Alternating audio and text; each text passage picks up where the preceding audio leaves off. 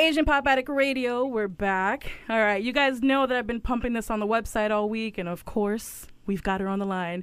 Ladies and gentlemen, give it up for Natalie White, a.k.a. Pumashock.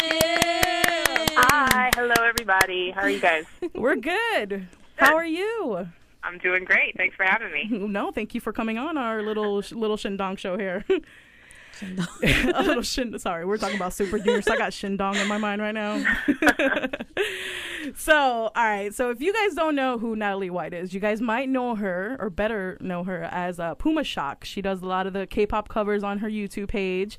But not only that, she has a great talent that I've been telling you guys about on Twitter. So, I mean, it was only fitting that we bring her on the show and talk to her, duh. So, first of all, let's get it started. How in the world did you come up with this name, Pumashock? Okay, that's my favorite story ever, because Pumashock is actually the name of my World of Warcraft character. Nice. I'm a huge nerd, and Pumashock is my human shadow priest. Thank you very much. Well, we got a lot of gamers who listen, so I'm sure they're all like fist pumping right now, like, God. Yeah, but don't look up my stats. I haven't played in a year or so my gear's all crappy, so I'd be really embarrassed now. All right, we'll be sure not to look you up. Okay. So how did this all get started? Like, how did you one day just wake up and be like, I kind of want to do some K-pop covers and put them on YouTube? How did that all get started? This was all totally random. Actually, last year I was just kind of messing around, and I had horrible writer's block because, I'm an aspiring musician and composer myself, and I just wanted to work on some new material, but nothing was coming. Mm-hmm. But I already had everything was set up. My mic was set up, and I said, okay, I have to sing something. This is ridiculous. And around that time, Maideni had her debut single out, mm-hmm. and that was like my favorite song, and I had the instrumental. I said, oh, I'll just hop in here and record that, just to say I had done something tonight. And I threw it up on YouTube, just expecting maybe 2 or 3 people to come on and maybe critique my accent. Maybe my mom would look at it, and that would be it. Right. But people had a good response to it, so I decided to do more. Definitely. I remember, when I first heard about you, it was around the time when you first started. Well, basically around the time that you did G, around that time. And I was just getting into this whole Asian, Korean, Japanese, entertainment.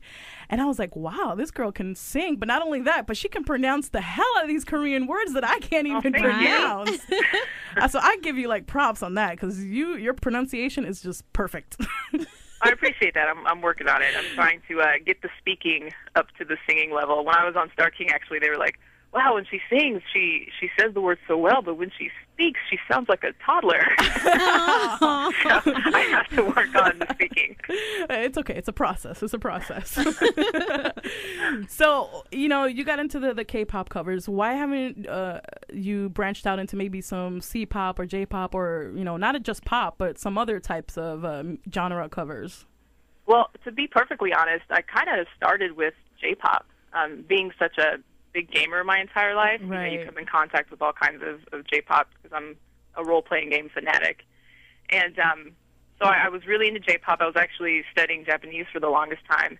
And I just don't know what happened. I think when I went to college, I grew up in central Indiana, don't have a ton of exposure to different cultures there. But when I moved to Chicago for school, it just really opened my horizons. And I've told this story a million times. I had my crappy TV set, but I had the clearest Korean channel.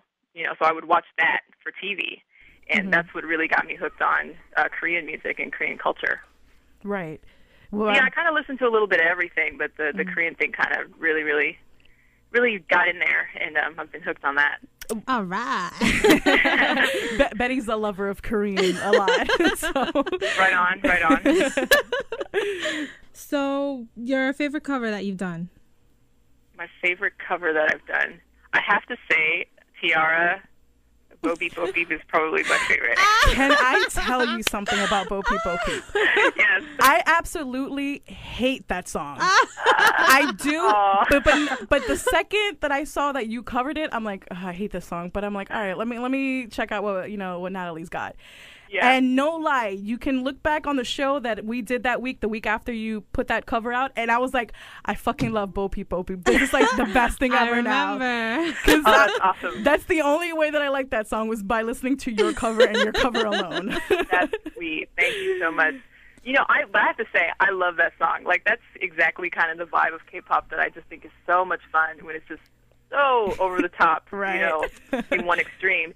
And I was like, that's what really makes me want to remix these songs is when it's just so extreme to one end of the spectrum. I kind of want to throw it in the other direction and see what could happen. Mm-hmm. So as soon as I heard that song, I was like, oh yeah, I'm definitely going to remix this one. Like, seriously. I'm going to totally thug this one out.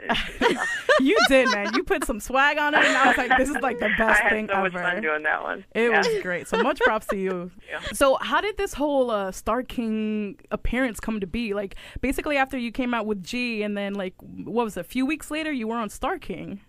No, it was like days. That happened so fast, it totally left my head spinning. I was very reluctant to post that video because that was the first time I didn't have an instrumental for the song, and I was like, well, I really love this song, and I really want to remix it. Oh, well, I'm a producer. I'll just make up something new, and Right. the song was so different from the original. I was actually kind of like nervous. I was like, oh man, I don't know how people are going to feel about this. So it sat around for like a day or two. Right. And then I just posted it up, went to bed, didn't think about it. And then 6 hours later I wake up and my mailbox was like seriously about to snap. I mean, I could not believe the response I got. And I'm not kidding. Like a day or two later, I got a phone call from Star King. Wow. And the lady was like, you come now. And I'm like, who are you? Like, I have to. How did she get your I don't number? I know. I was like, way too many questions. I'm like, I don't know. Who are you? I need proof. But Wow. yeah, that happened really fast. That's crazy. Because I think I got to you right before the whole G video came out. And then, like, it was like when Star King came out, I was like, oh, wait, I know her. I'm like, what's she doing on Star King? Yeah, I was asking myself the same question. It was pretty wild. Being on Star King, how was it like interacting with the rest of the cast, like off camera? It was really cool. I have to say, the people at Star King and just SBS in general, they were so kind and just really generous and took really good care of me. So I have nothing but good things to say about them. The cast was cool. I didn't get to interact a lot with everyone on the panel, but I got to talk to Nick Kun. He came up to me, and he was really nice because, he speaks perfect English, and he was just really sweet and just made sure I felt comfortable with what was happening. He was like, do you know what's going on, and blah, blah, blah. Right. And Boom was really cool, very funny, and, it was just easy to relax. Right. And everyone was really nice, yeah. What was, like, your first thought when you stepped out on that stage and you're like, okay, I'm in front of Korean television? I have to be honest, I was, like, seriously having a mental breakdown because you have to understand, like, I had just gotten off the plane the night before, so I was, like, lagged beyond belief, and then they handed me a script, and the whole script was in Korean, and they were like, okay, memorize this for tomorrow, and I'm like, are you kidding me? Oh, boy.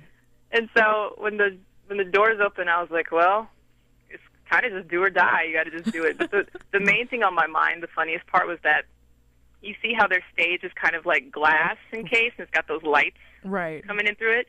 Well, I had on heels, and every time I tried to take a step, my heel would get stuck in the grooves of the glass, and I would almost like fall over. Oh, no. So I was concentrating really hard to like try to kind of dance without falling over. Oh, God.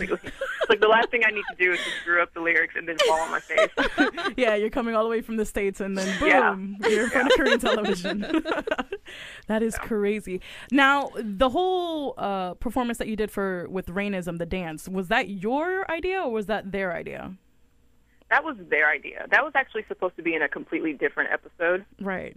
But they kind of just spliced it in there at the last minute. I was actually supposed to do another singing performance altogether. I was going to do like let's see, a little Lauryn Hill, and then I was going to sing Neurotic and do the dance to that. Nice. And we decided to just go with the Rainism Right. performance.